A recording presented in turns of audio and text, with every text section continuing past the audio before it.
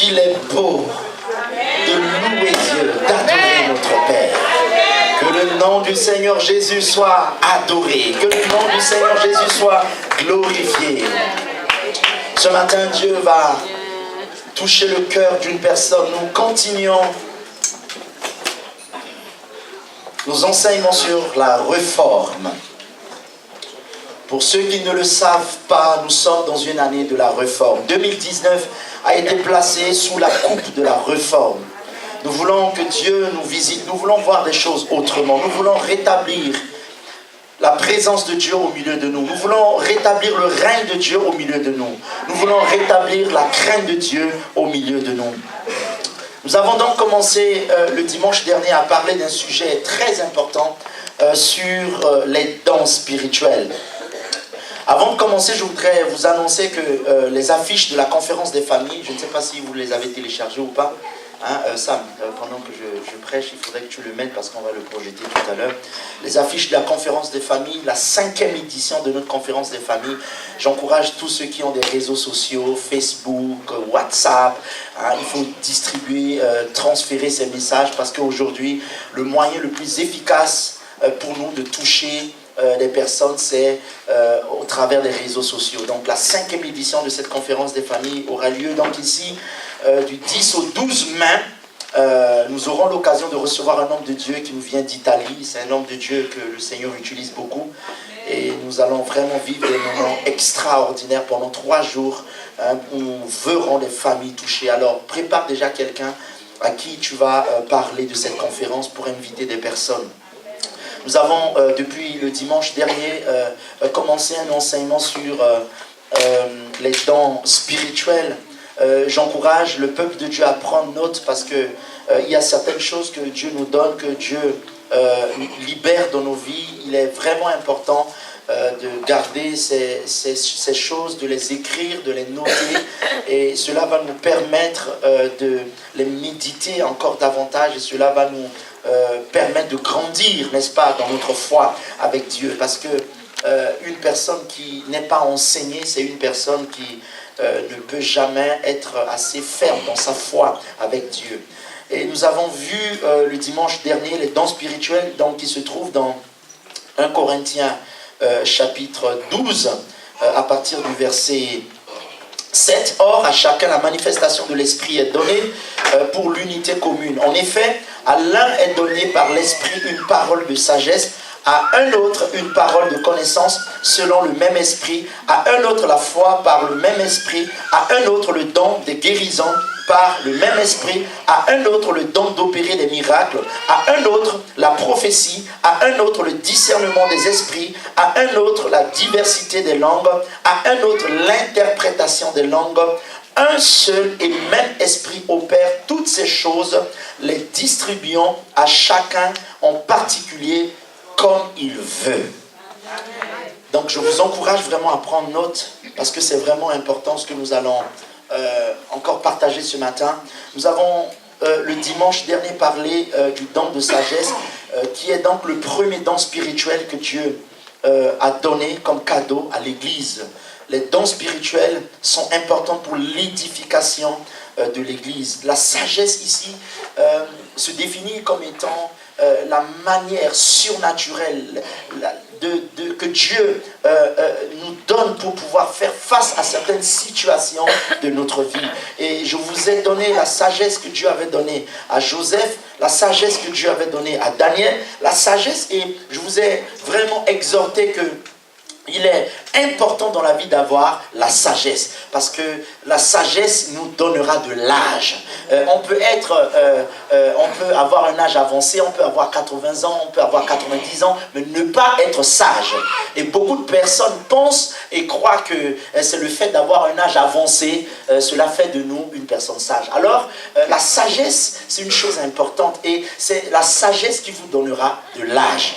Et la sagesse vous permettra d'avoir la faveur des hommes. Nous sommes dans un monde de plus en plus confus où Dieu doit nous accorder la sagesse pour nous permettre de diriger nos propres vies, de diriger nos propres foyers, de diriger le peuple de Dieu. Et chaque chrétien devrait avoir la sagesse. Parce que par manque de sagesse, beaucoup de personnes sont passées à côté de leur destinée. Parce qu'ils n'ont pas été sages. Beaucoup de mariages ont été brisés par manque de sagesse. Et il est vraiment important que chacun de nous demande à Dieu, parce que Dieu a dit, si quelqu'un manque de sagesse, qu'il demande à Dieu. Hein? Il est important que chacun de nous demande à Dieu la sagesse. Et nous avons vu que la sagesse procure la paix, la sagesse donne l'amour, la sagesse procure l'unité, la sagesse donne le bonheur, la sagesse donne même la richesse, la sagesse préserve nos relations et la sagesse nous fait vivre.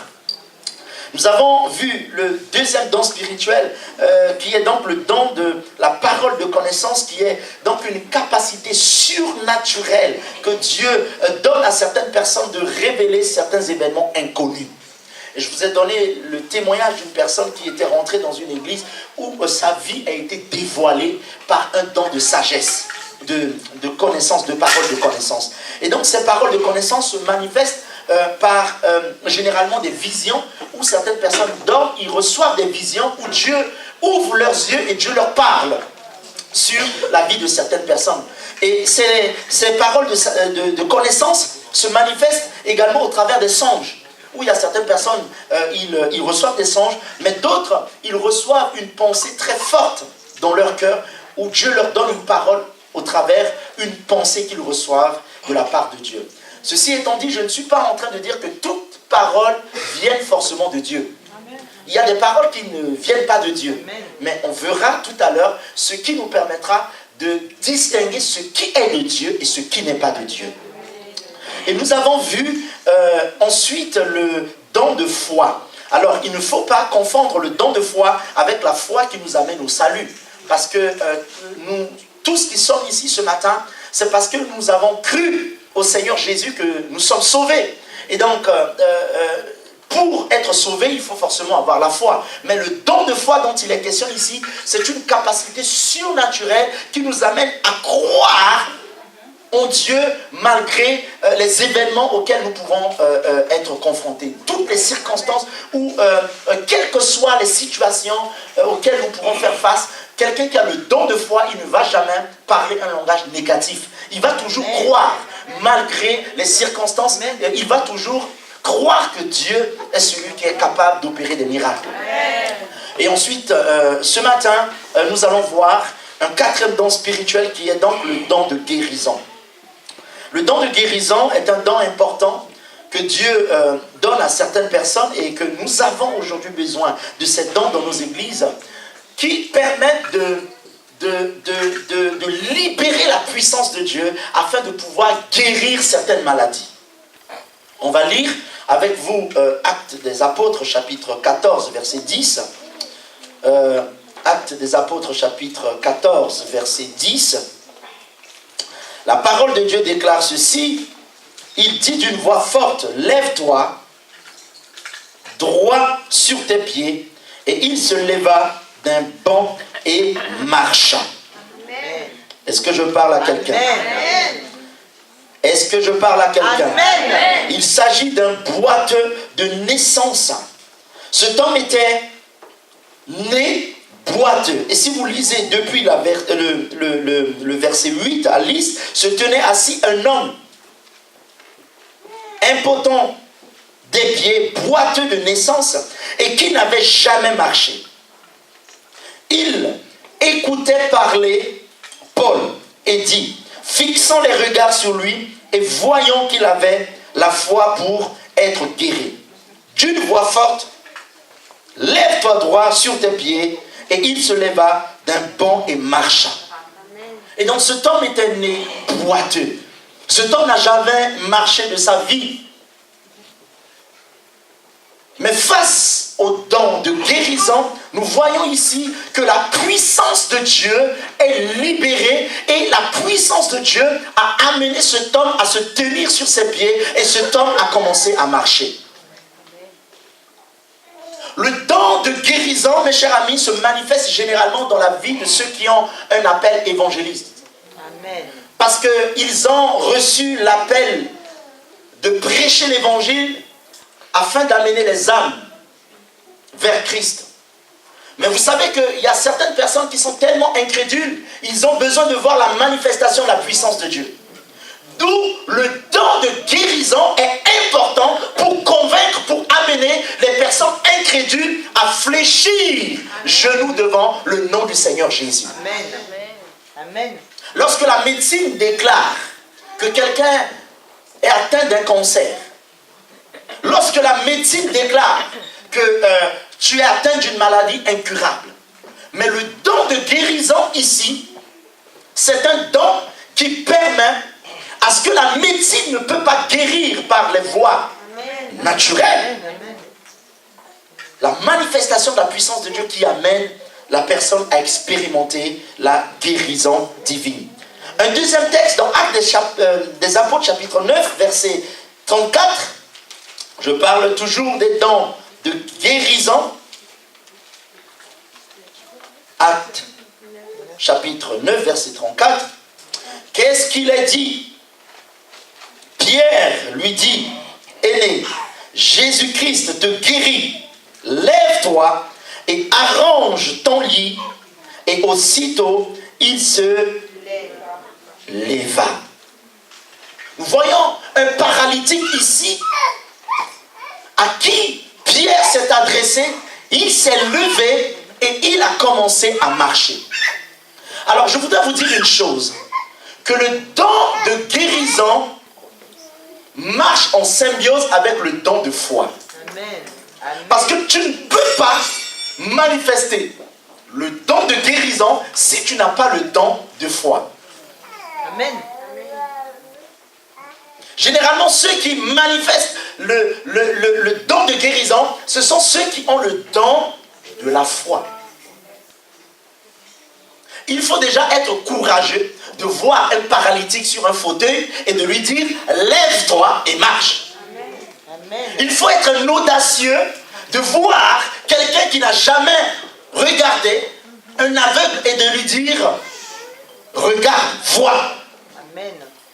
Et donc, il ne faut pas confondre parce que, je vais vous expliquer une chose. La parole de Dieu déclare que tous ceux qui ont reçu Christ comme Seigneur et Sauveur ont reçu une puissance d'imposer les mains aux malades et que les malades soient guéris.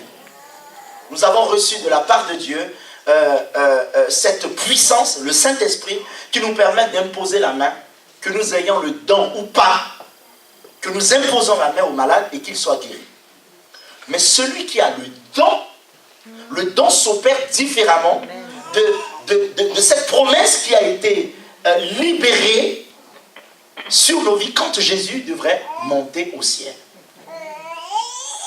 Hier, j'expliquais, quand j'étais en formation avec ceux qui font l'école des leaders, qu'il y a une différence entre emploi et travail.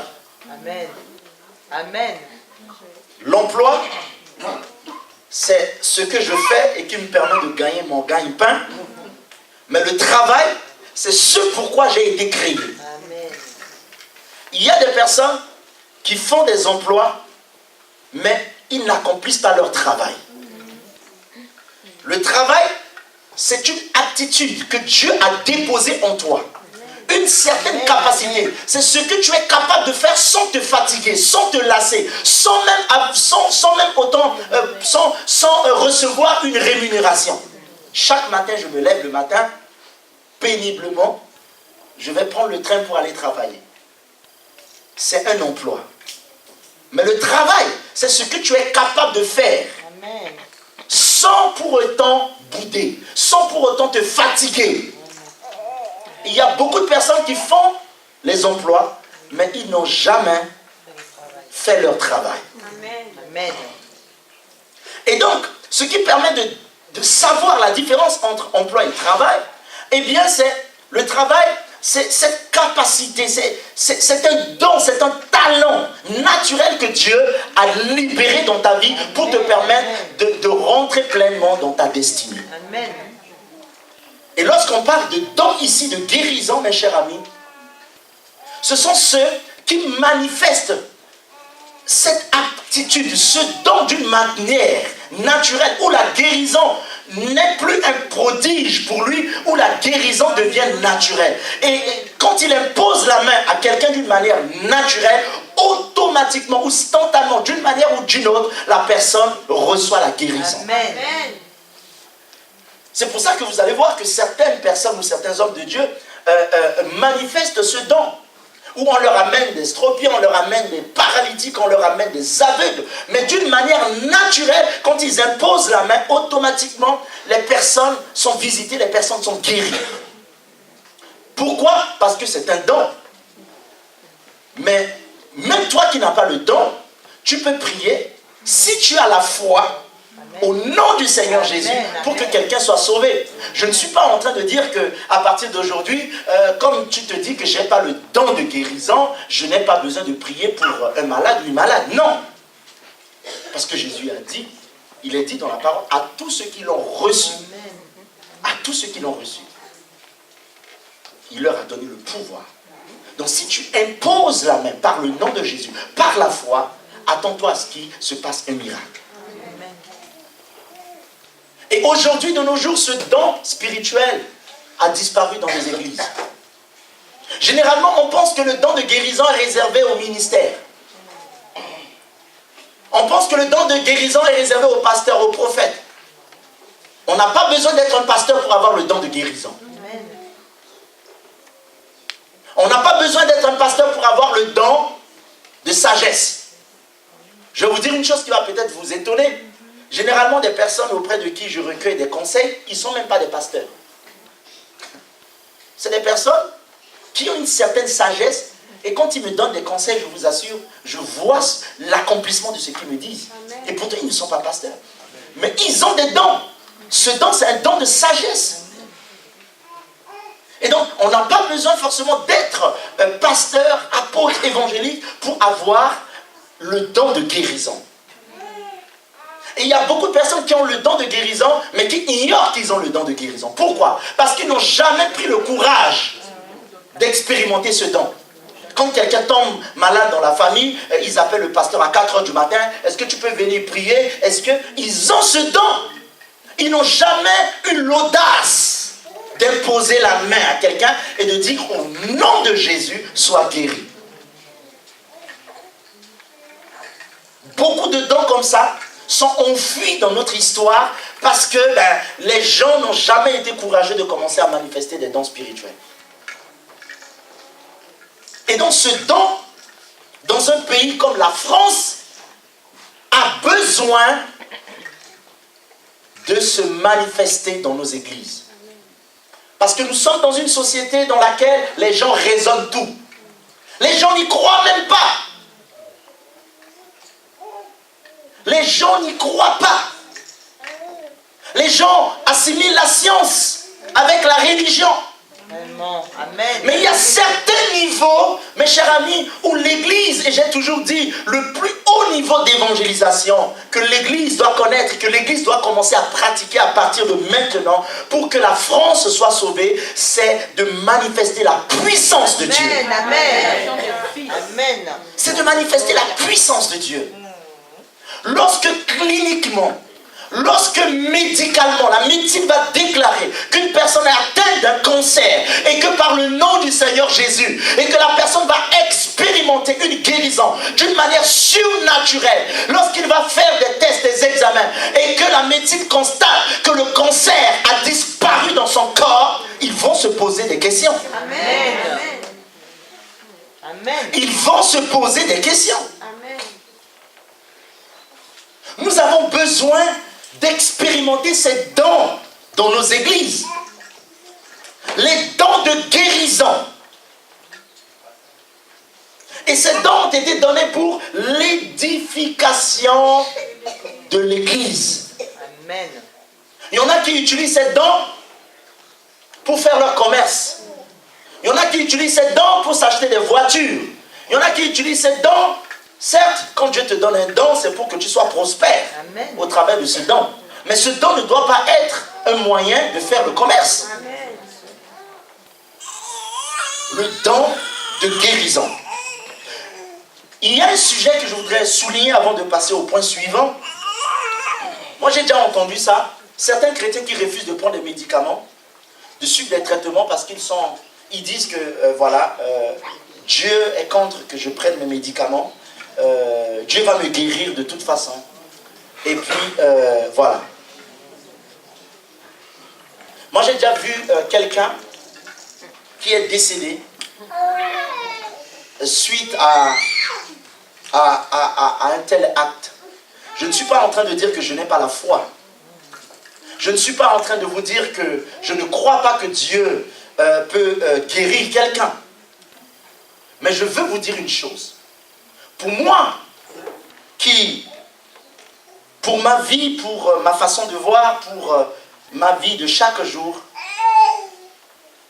il n'y a rien qui puisse m'arriver, il n'y a rien que je puisse accomplir dans ma vie qui échappe à la connaissance de Dieu. Amen.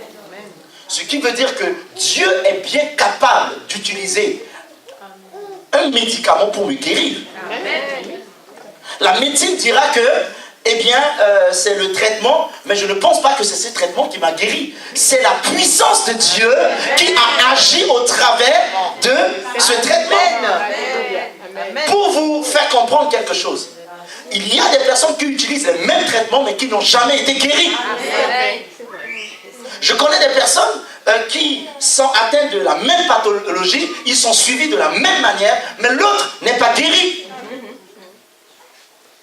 Et donc, ces raisonnements parfois amènent certains enfants de Dieu, je dirais même à se borner, à dire que voilà, la médecine, ça vient du diable. Je ne prends pas mes médicaments, je ne prends pas de traitement parce que, je suis appelé à être guéri d'une manière surnaturelle.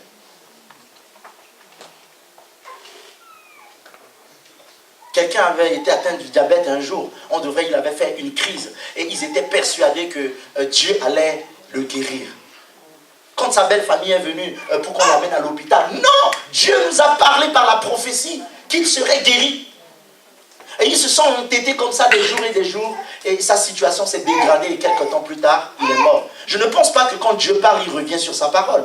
Quand Dieu parle, l'accomplissement est plus qu'une évidence. Et donc parfois on se retrouve à des cas comme ça où on pense et on croit que Dieu est capable de guérir on n'a pas besoin d'aller à l'hôpital, on n'a pas besoin d'avaler des médicaments, mais je ne suis pas non plus en train de dire qu'on va être dépendant des médicaments. Est-ce que je parle à quelqu'un? Amen. Comprenez ce que je suis en train de dire. Amen. J'ai foi en Dieu. Et ma foi m'amène à croire et à dire, peu importe, Dieu peut utiliser une bouteille d'eau pour me guérir. Dieu peut utiliser un gélule pour me guérir. Dieu peut utiliser une situation quelconque pour me guérir. Dieu n'a pas une manière figée de guérir. Amen. Je connais des personnes qui ont prié, qui ont tout essayé, mais qui ont osé faire, par exemple, la procréation in vitro, ou comment ils appellent ça là les quoi? Bon, c'est trop compliqué pour moi.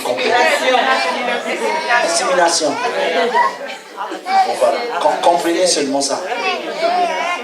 Vous comprenez ce que je veux dire? Amen. Je ne peux pas dire que voilà, ça ne vient pas de Dieu. Je ne pense pas. Mais je suis convaincu que peu importe les traitements que je suis, le Seigneur est capable de me guérir. Amen. Dieu est capable de me guérir. Dieu n'est pas limité une seule fois pour me guérir. Parce que la guérison, c'est un domaine spirituel. C'est un domaine qui échappe à la connaissance humaine.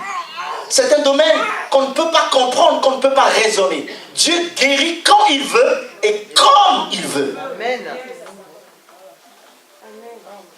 Dieu peut bien guérir par une imposition de main. Dieu peut guérir par une séance de kiné. Dieu peut guérir par une séance de balnéo. C'est pas pour autant, je dirais, que c'est la séance de balnéo qui m'a guéri. C'est la puissance de Dieu qui m'a guéri. Amen. Nous avons vu, Jésus a utilisé des manières incroyables. Cet aveugle-là qui était venu, Jésus a utilisé la salive avec la terre. Et cet homme était guéri. Il y a de ceux que Jésus a dit tout simplement, lève-toi et va. Il y en a à qui Jésus a imposé la main. Et donc on voit ici, dans la Bible, il n'y a jamais eu une manière figée pour manifester la guérison divine. Et moi j'ai déjà écouté, j'appelle ça des blagues. J'ai déjà écouté ces blagues. Pour dire que bon voilà, ça vient de Dieu, ça ne vient pas de Dieu. Pourquoi? Au fait, dans notre esprit, on a paramétré Dieu, que Dieu doit faire les choses comme ça. Alors que Dieu, tu ne peux pas le paramétrer. Dieu a plusieurs manières d'agir.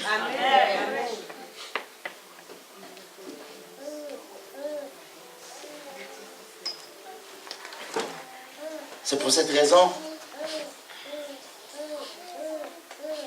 je prie que le Seigneur nous donne la sagesse de comprendre ces choses. Amen.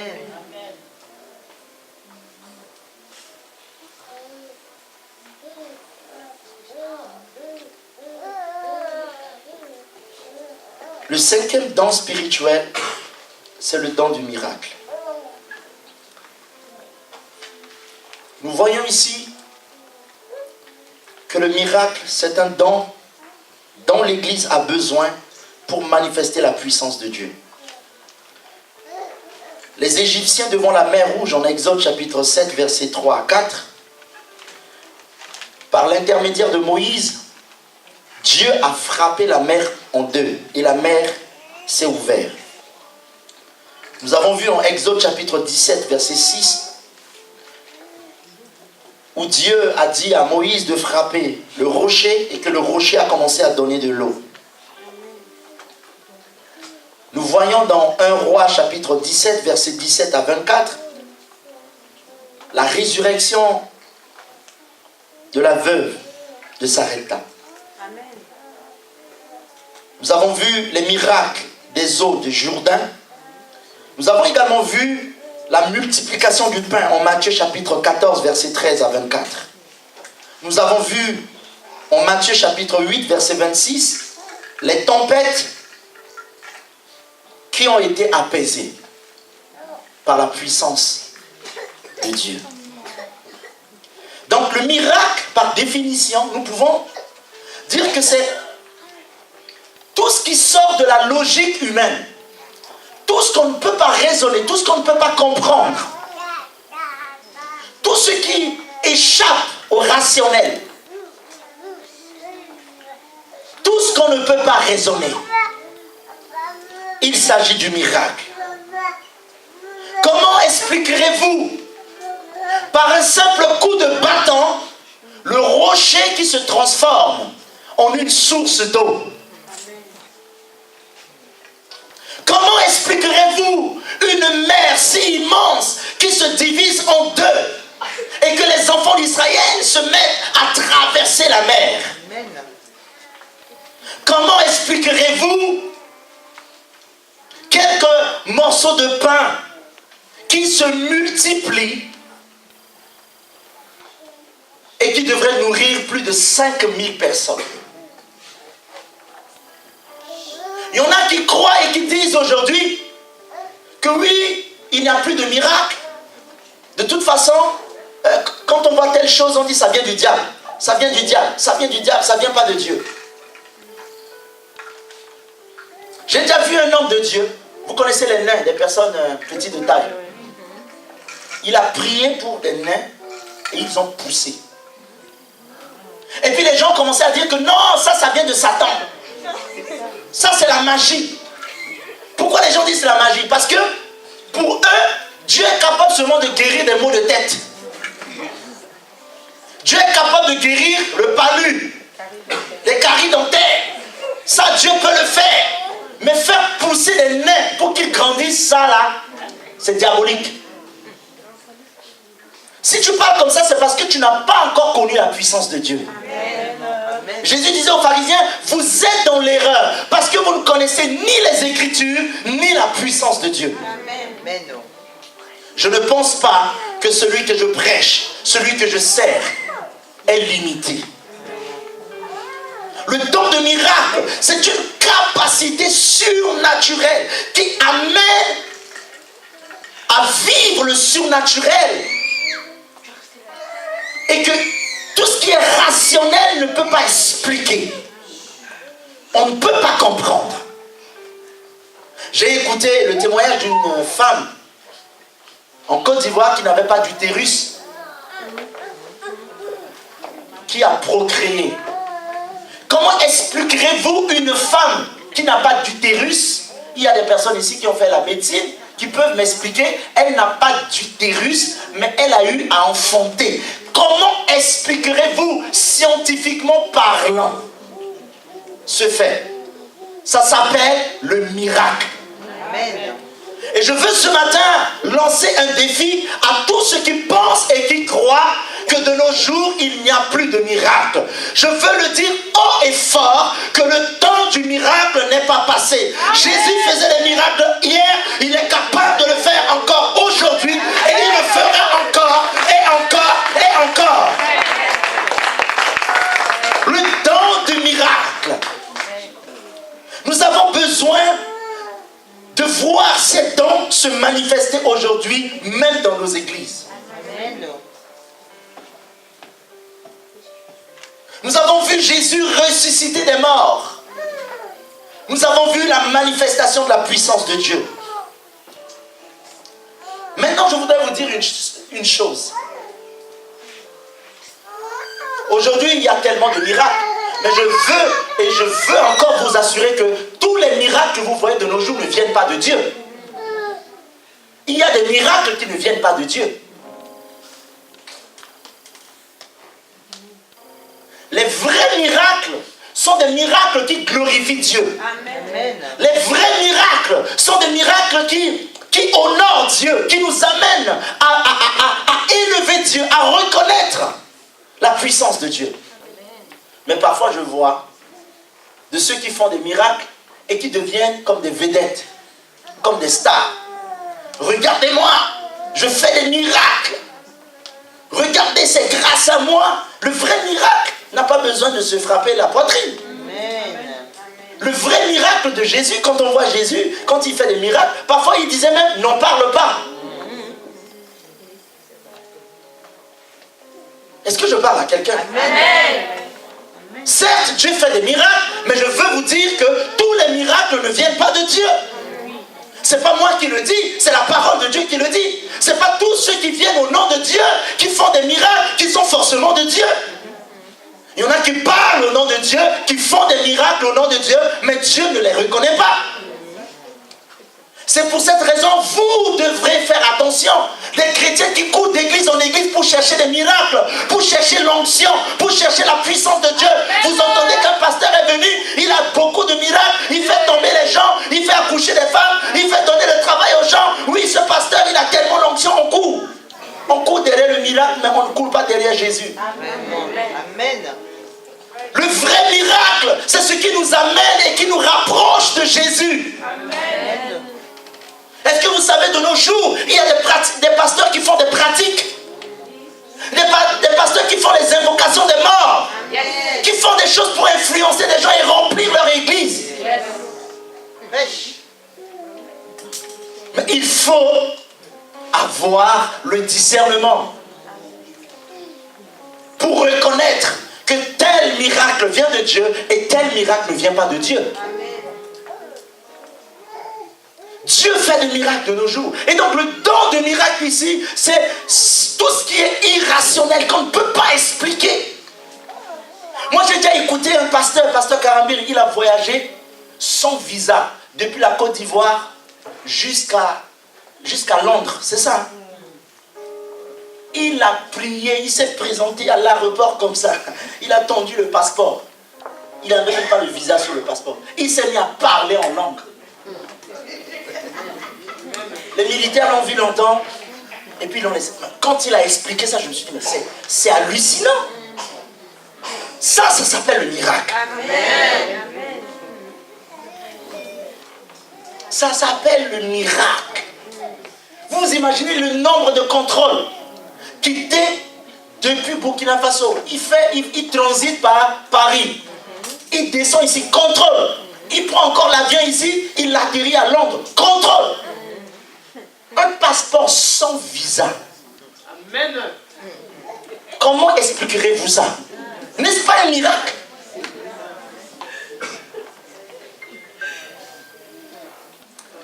Donc arrêtons de ne pas croire qu'il y a certains types de miracles que Dieu ne peut pas faire. Le fait que tu te réveilles chaque matin est un miracle. Parce qu'il y en a ceux qui n'ont même pas eu la grâce de se réveiller. Ils sont morts. C'est un miracle. Quand parfois je vois le train passer, la vitesse que les trains, je me dis mais c'est hallucinant. Dieu nous protège dedans. Et on arrive au bon port, on sort, on revient, on se couche, on se réveille. C'est un miracle. Le souffle de vie. Si aujourd'hui la médecine pouvait faire en sorte de créer l'être humain, de faire que l'homme soit éternel, l'homme va se frapper la poitrine pour se glorifier. Mais malgré l'intelligence humaine, quand Dieu décide de reprendre un souffle de vie, Dieu va prendre le souffle de vie. C'est un miracle. Parfois, on va chercher des miracles autour de nous, mais on oublie que même notre propre vie est un miracle.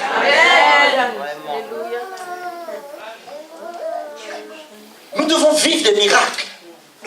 Ma prière est que ceux qui ne croient pas que Dieu fasse des miracles, je m'attends à ce que Dieu ressuscite des morts. Je m'attends à ce que Dieu fasse des choses que l'homme n'a jamais vues. Des choses qui ne sont jamais montées au cœur de l'homme.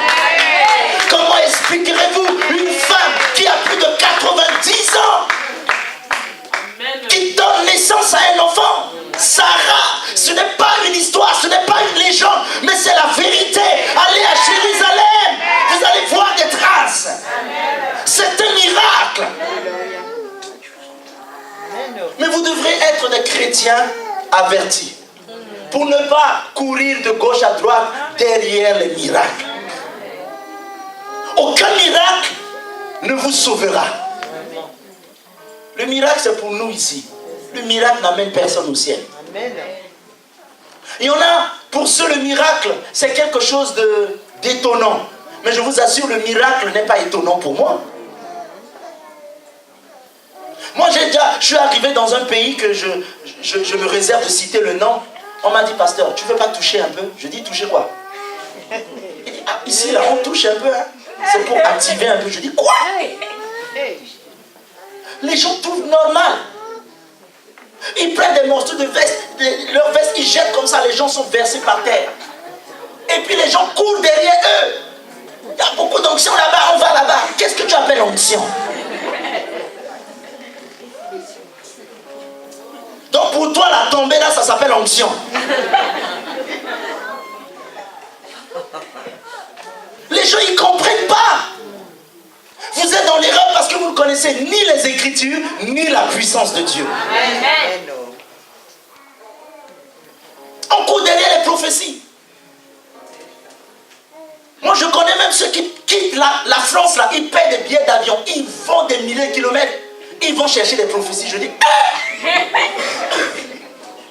ils quittent la France parce qu'ils entendent que ce pasteur, dès qu'il te voit, tu t'appelles M. Ndikiri Syria, tu es né le 17 novembre 1900, tu habites cette rue du docteur Guy Civil, tu as porté un sous-vêtement noir avec un bouton devant, ton père s'appelle Tam, sur ton compte bancaire, oui, ils payent leur billet d'avion, ils vont là-bas. Qu'est-ce qu'ils cherchent? Est-ce que ce sont des chrétiens? Mes chers amis, on doit faire attention à ces choses. On ne doit pas être des chrétiens superflus qui courent derrière ces choses. Le miracle ne doit pas nous étonner. Est-ce que quelqu'un comprend ce que je suis en train de dire? La prophétie. La prophétie, il y a une différence entre la parole de connaissance et la prophétie. La parole de connaissance révèle un fait qui n'était pas connu d'une manière naturelle, surnaturelle plutôt. Tandis que la prophétie annonce des événements à venir. Il y a une différence entre le don de prophétie et le ministère prophétique. Le don de prophétie pour le but d'exhorter une église sur le plan local. C'est-à-dire que le rayonnement d'un don prophétie est beaucoup plus local, alors que le ministère prophétique a un rayonnement beaucoup plus étendu. Donc le ministère prophétique oriente la destinée prophétique d'un peuple, d'une nation ou des nations. Donc le ministère prophétique, c'est un ministère qui parle même sur les nations. On voit dans la Bible où ceux qui ont le ministère prophétique, ils disent les choses sur une nation et cela s'accomplit. Et l'influence de leur ministère n'est pas locale. C'est-à-dire qu'ils ont une influence beaucoup plus étendue. Le rayonnement de leur ministère est beaucoup plus étendu. Et on voit que le don de prophétie a 3 rôles majeurs.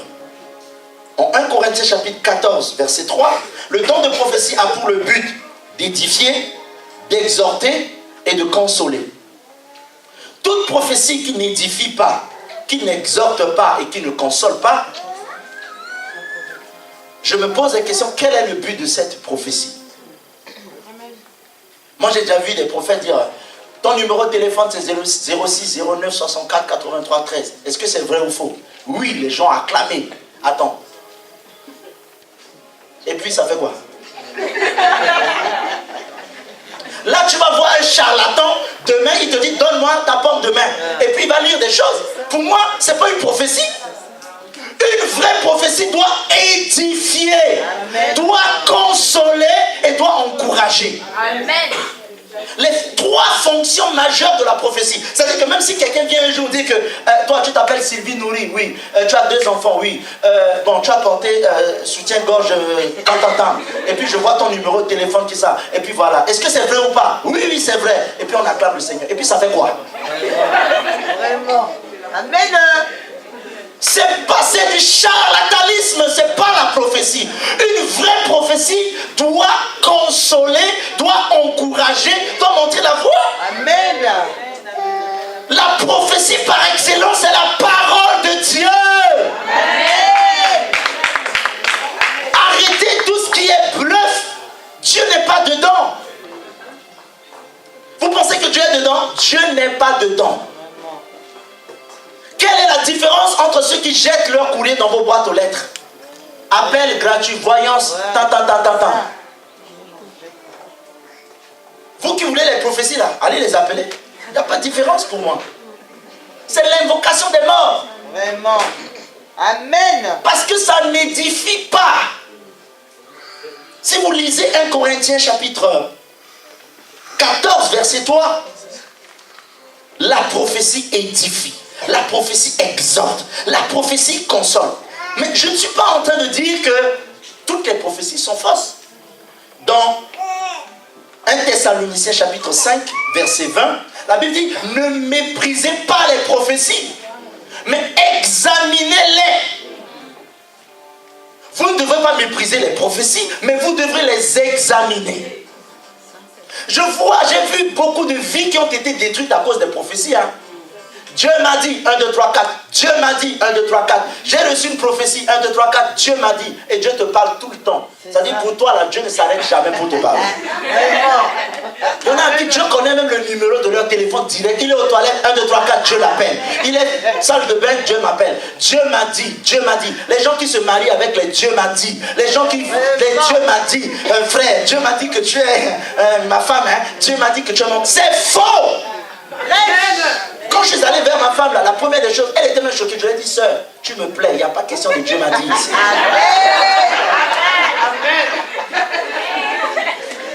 Au fait, elle m'a dit, quand je l'ai parlé, elle me dit, attends, est-ce que tu as prié avant de venir me voir? J'ai dit oui. Elle me dit, qu'est-ce que Dieu t'a dit? Attends. Dieu m'a rien dit, tu me plais. Tu veux que Dieu me dise quoi? Attends, tu veux que Dieu me dise quoi? Dieu m'a rien dit. Il y en a à qui Dieu ne parle pas, il vient dire, j'ai reçu une révélation, j'ai reçu une prophétie, Dieu m'a dit. Dieu t'a dit quoi? La plupart des cas, c'est de mensonge. Dieu t'a rien dit. Tu connais Dieu? Dieu, quand il parle, ta vie ne peut pas rester comme ça. Tous ceux à qui Dieu a parlé dans la Bible, tu as vu leur vie. Dieu a parlé à Abraham, la vie d'Abraham a changé. Dieu a parlé à Isaac, la vie d'Isaac a changé. Dieu a parlé à Jacob, la vie de Jacob a a changé. Dieu a parlé à Paul, la vie de Paul a changé. Dieu, quand il parle, ta vie change. Arrête de dire que Dieu m'a dit alors que Dieu ne te dit rien. Quand tu passes à côté de la soeur ou du frère, il te plaît là, commence à prier pour que Dieu touche son cœur. Et viens sagement, Si tu n'as pas la stratégie, ou si tu n'as pas la sagesse, viens me voir. Va sagement, va intelligemment. Tu dis, il y a des techniques que tu dois utiliser. Dans la chambre là, Dieu m'a dit là-bas, quand tu vas la marier avec, Dieu va te dire quoi dans la chambre après? Ne tombez pas dans ces erreurs. 1, 2, 3, 4, Dieu m'a dit, je t'ai vu dans mon songe, tu as porté robe de mariage, tu es venu, je t'ai vu, j'ai vu le mari que c'était toi. Mon songe, escroquerie spirituelle. Dieu t'a dit quoi? Prophétie, ça devient comme blague aujourd'hui dans l'église.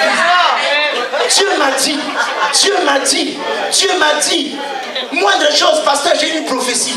J'ai une révélation. Dieu m'a dit. Vous pensez que Dieu là, il parle tout le temps? Pour ton information, Dieu ne parle pas tout le temps. Il y a des temps où Dieu ne parle pas. C'est pas moi qui le dis, c'est dans la Bible. Tu restes longtemps, tu dis, oui, j'ai une révélation. Dieu m'a dit, à partir d'aujourd'hui, je dois m'habiller comme ça. Donc depuis là, Dieu ne t'a pas dit que tu dois t'habiller comme ça. Maintenant, tu reçois une révélation, une prophétie. Et Dieu te dit, à partir de maintenant, je ne dois plus mettre mon soulier noir. Alors, depuis le temps que j'ai prêché là, je ne devais pas mettre le soulier noir. C'est ce matin là que Dieu va me dire, ne mets plus le soulier. Arrêtez ça. La distraction. C'est de la distraction. C'est de la sorcellerie. C'est pour venir envoûter des gens. Quel Dieu m'a dit? Prophétie 1, 2, 3, 4. Dieu m'a dit. Le don de prophétie doit exhorter, doit consoler et doit encourager. Si tu reçois une prophétie qui ne te console pas, qui ne t'exhorte pas, qui ne t'encourage pas, il faut le balayer. Balayer cette prophétie, ça ne vient pas de Dieu.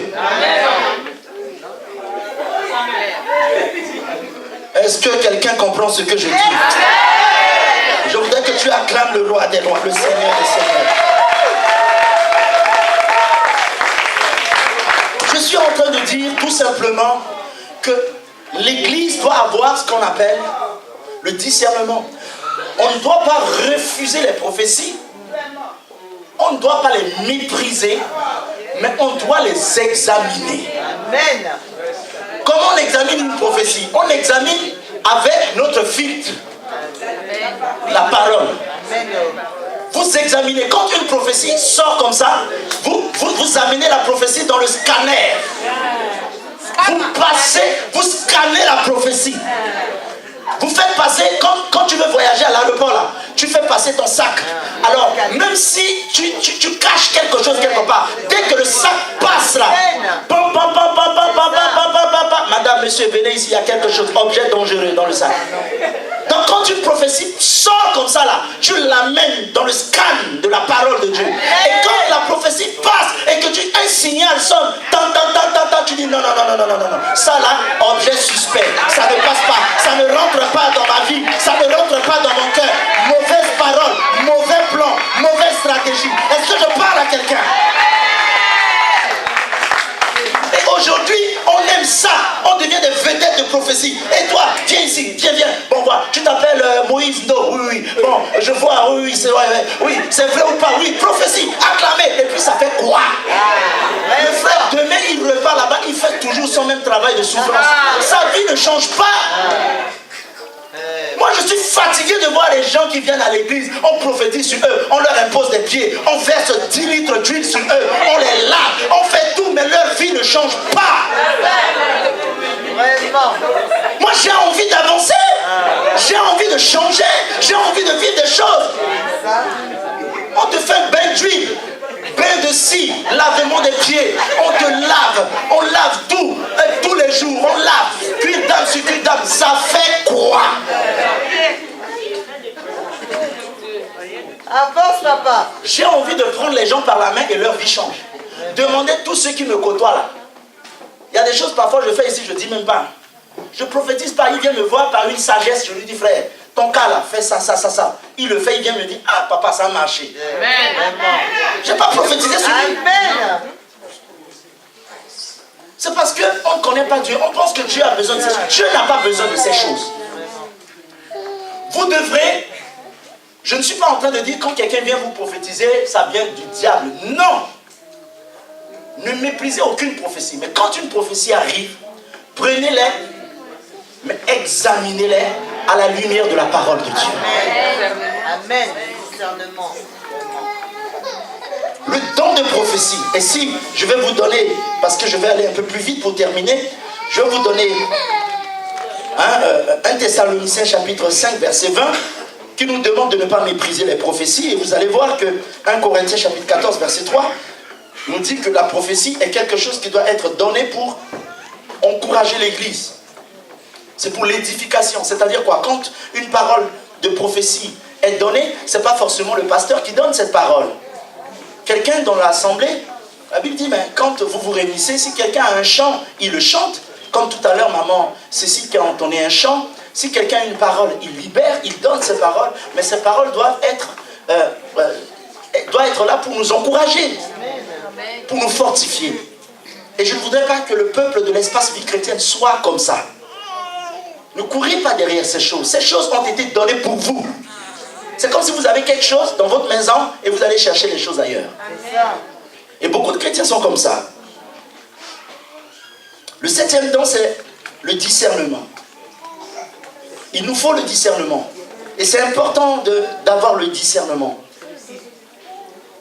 J'ai toujours l'habitude de dire que le Saint-Esprit nous a été donné pas seulement pour prier en langue, ou pas seulement pour faire des grands exploits, mais tu dois avoir un esprit de discernement. Même pour discerner des choses pour ta propre vie. Il y a des choses que tu dois voir. L'esprit de discernement va te dire, prends tel chemin, prends pas tel chemin. Fais cette chose, ne fais pas cette chose. C'est l'esprit de discernement qui va te dire, prends cette voie, ne prends pas cette voie. Que ça vient de Dieu, ça ne vient pas de Dieu. Et je vais vous donner l'exemple, si on lit dans la parole de Dieu, Actes des Apôtres, chapitre 13, verset 6. Verset 13. De 6 à 10. Actes des Apôtres, chapitre 13, verset 6 à 10. Ayant ensuite traversé toute l'île jusqu'à Patmos, ils trouvèrent un certain magicien, faux prophète juif, nommé Bar-Jésus, qui était avec le proconsul Sergius Paulus, homme intelligent. Ce dernier fit appeler Barnabas et Saul, et manifesta le désir d'entendre la parole de Dieu. Mais Élimas, le magicien, car c'est ce que signifie son nom, leur faisait opposition, cherchant à détourner de la foi le proconsul. Alors Saul, appelé aussi Paul, rempli du Saint-Esprit, fixa les regards sur lui et dit, homme plein de toute espèce de ruse et fraude, fils du diable, ennemi de toute justice, ne cesserais-tu point de pervertir les voies droites du Seigneur? Maintenant voici, la main du Seigneur est sur toi. Et on voit ici Paul et Barnabas qui ont détecté un faux, quelqu'un qui était habité par la ruse. Nous avons besoin d'avoir un esprit de discernement. Parce que toutes les personnes qui nous côtoient ne sont pas forcément des personnes qui nous aiment. Tous ceux à qui on ouvre nos portes ne sont pas ceux qui veulent notre bonheur. Mais si on a l'esprit de discernement, on saura reconnaître qui est qui. Amen. Et donc, Paul a su reconnaître tout de suite que cet homme était habité d'un esprit méchant. Et il a dit, jusqu'à quand? Cet homme était rusé et Paul l'a détecté tout de suite. Et donc, l'esprit de discernement, c'est un don que nous avons également besoin d'avoir dans une église. Et ce don doit nous permettre de reconnaître des vraies choses et des photocopies, des choses qui viennent nous distraire. Amen. L'esprit de discernement va te permettre de savoir si cet homme qui vient te parler, est-ce que c'est vraiment l'homme de ta vie? La femme qui vient te parler, est-ce que c'est réellement la femme de ta vie? Le travail que tu veux faire, est-ce que c'est ce que Dieu attend de toi? Cette prophétie qui est libérée sur ta vie, est-ce que c'est ce que Dieu a dit vraiment? Ce miracle qui se produit, est-ce que ce pasteur il est authentique? Est-ce qu'il est vrai? Est-ce que ce miracle vient de Dieu ou cela ne vient pas de Dieu? Mais pour reconnaître ces choses, il faut avoir le discernement. Un esprit de discernement, c'est une capacité surnaturelle qui va au-delà de l'apparence. Et ça va tout droit dans les cœurs, ça va dans les pensées. Même si quelqu'un paraît être correct avec toi, mais l'esprit de discernement va te révéler la vraie nature de la personne. L'esprit de discernement va te révéler la vraie situation que tu es en train de traverser. L'esprit de discernement va te dire que cette parole que le pasteur est en train de donner, si ça vient de Dieu ou si ça ne vient pas de Dieu. Parce que l'esprit de discernement travaille avec l'esprit de Dieu. Et cela vient te convaincre dans ton cœur, dans ton fort intérieur.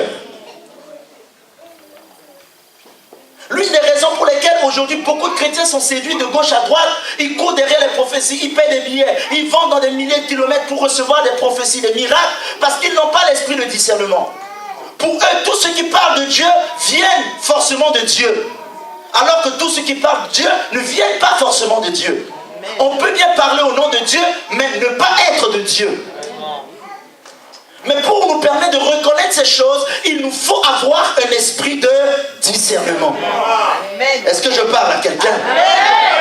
Il y a des églises aujourd'hui qui se multiplient, il y a des choses. Mais pourquoi tu n'arrives pas à reconnaître les vraies choses et des faux? Nous devons avoir un esprit de discernement. La diversité des langues. Je vais aller un peu plus vite. Si je prends 1 Corinthiens chapitre 14, verset 2, qu'est-ce que la Bible déclare? En effet, celui qui parle en langue ne parle pas aux hommes, mais à Dieu, car personne ne le comprend. C'est en esprit qu'il dit des mystères. Donc celui qui parle en langue, c'est le temps de parler en langue. Jésus a même prophétisé. Si vous lisez dans Marc chapitre 16, verset 17, que quand vous recevrez le Saint-Esprit, vous parlerez de nouvelles langues. C'est un don qui est biblique. Vous parlerez de nouvelles langues. Et vous avez vu également que lorsque quelqu'un parle en langue, il ne s'adresse pas aux hommes. C'est-à-dire quoi? Son intelligence est bloquée. C'est maintenant son esprit qui communique avec Dieu. Il dit des mystères que lui-même il ne comprend pas. Il s'édifie. Donc le parler en langue nous permet de nous édifier nous-mêmes. Parce qu'on ne s'adresse pas aux hommes. On a vu le jour de la Pentecôte dans Actes chapitre 2 que lorsque le Saint-Esprit est descendu, ils étaient tous remplis dans la salle et ils ont commencé à parler de nouvelles langues. Amen. Et vous avez vu aussi en Actes chapitre 19 verset Actes chapitre 19 verset 5. Ça c'est plus tard après la Pentecôte. Actes chapitre 19 verset 5 à 6. Sur ces paroles, ils furent baptisés au nom du Seigneur Jésus. Lorsque Paul eut imposé les mains, le Saint-Esprit vint sur eux et ils parlaient en langue et prophétisaient. Donc après leur baptême, Paul leur a imposé la main. Il était à Éphèse, l'apôtre Paul.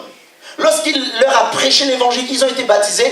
Paul leur a imposé la main et ils ont commencé à parler de nouvelles langues. Mais je voudrais vous dire une chose. On peut bien parler en langue avant d'être baptisé. Amen. Dans l'eau. Moi, je connais des gens qui ont commencé à parler en langue avant d'être baptisés même. Amen. Parce que c'est la seule fois dans la Bible où quelqu'un a reçu le baptême, où on a parlé du baptême du Saint-Esprit après le baptême d'eau. Mais Dieu peut bien visiter quelqu'un avant qu'il ne soit baptisé. Amen. Il peut bien parler en langue avant son baptême. On ne peut pas se baser juste sur un seul verset et en faire une vérité absolue. Amen, amen. Et on voit que celui qui parle en langue s'édifie. Et le parler en langue est un signe pour les païens. Dit 1 Corinthiens chapitre 14, versets 21 à 22. Donc, quand quelqu'un parle en langue, il dit des mystères. Il s'édifie. Et la parole de Dieu nous dit, parfois, nous ne savons pas ce qui nous convient de demander à Dieu dans nos prières. Mais l'Esprit vient intercéder en notre faveur. Le Saint-Esprit vient avec des langues, nous permet de communiquer avec Dieu. Et Paul nous exhorte d'ailleurs à parler en langue. Et je voudrais ce matin vous exhorter à parler en langue. Mais il y a des personnes qui méprisent le parler en langue. Et je vais vous dire, en vérité, le seul péché qui ne sera pas pardonné, c'est lorsque tu méprises l'Esprit de Dieu. Amen. Amen. C'est lorsque tu méprises l'Esprit de Dieu. Ce n'est pas moi qui le dis, mais c'est la parole de Dieu qui nous le dit. Nous devons désirer le parler en langue. Le parler en langue ne vient pas si tu ne désires pas. Il faut le désirer. Le deuxième parler en langue, c'est celui qui édifie les autres, qui est donné en forme de prophétie. Et ce type de parler en langue, on doit l'interpréter. Parce qu'il y a souvent des débats entre interpréter les paroles de langue ou ne pas les interpréter.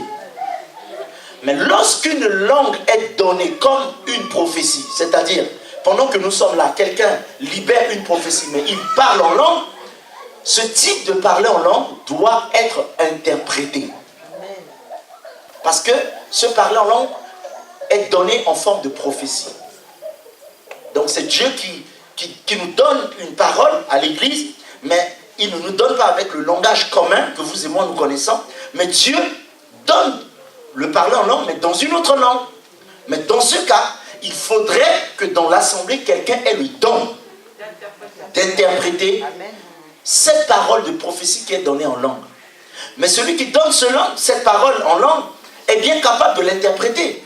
Pourquoi? Parce que pour que quelqu'un parle en esprit, en langue, Dieu fait en sorte que l'Église, celui qui donne la parole en langue, qu'il y ait une interdépendance. C'est-à-dire quoi? Je ne puisse pas dire que voilà, je parle en langue, je l'interprète, je connais tout. Mais je peux bien libérer une parole en langue, mais quelqu'un même dans l'assemblée donne l'interprétation de cette parole que Dieu me donne ici en langue. Amen. Amen. Et le dernier don pour terminer, c'est l'interprétation des langues. Et c'est important que nous ayons ces paroles. Vous allez lire chez vous Daniel chapitre 5, versets 26 à 28. Daniel qui a interprété une parole qui était apparue au roi. Et donc c'est important pour nous dans une église que des personnes aient aussi ce don d'interpréter. Donc lorsqu'une parole est libérée, est donnée en langue, il y a des personnes à qui Dieu donne la capacité de comprendre cette parole et de l'interpréter. Est-ce que je parle à quelqu'un? Est-ce que je parle à quelqu'un? Pasteur, Daniel combien? Daniel chapitre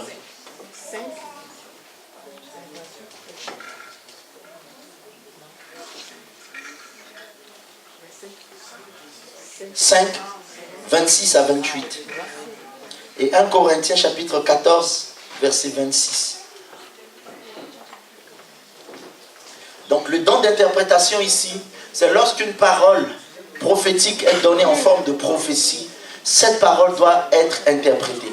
Ou pendant que l'assemblée est calme, silencieux, ou quelqu'un donne un chant en langue, ou quelqu'un libère une parole en langue, cette parole doit être interprétée pour que l'église soit édifiée. Voici le rôle de ces 9 dons spirituels que Dieu a donnés pour que l'église soit édifiée. Amen. Je pense que chacun de nous ce matin a reçu une portion. Amen. Et chacun de nous a un don que Dieu lui a donné. C'est peut-être un don de sagesse. C'est peut-être une parole de connaissance. C'est peut-être une prophétie. C'est peut-être l'interprétation des langues. C'est peut-être le don de miracle. C'est peut-être le don de guérison. Mais tu dois connaître ton don dans les 9 dons spirituels qui existent. Tu dois connaître ton don. Qu'est-ce que Dieu a déposé en toi? Il y en a qui ont le don de sagesse. ils ont une sagesse incroyable. Il y en a qui ont le don de guérison, de miracle. Il y en a qui ont le don d'interpréter les langues. Il y en a qui ont plusieurs. On peut avoir même plusieurs dons spirituels. Amen. On n'est pas obligé d'avoir un don. Il y a des personnes qui ont cumulé plusieurs dons spirituels. Amen. Donc c'est possible d'avoir plusieurs dons spirituels. Est-ce qu'on peut se mettre debout?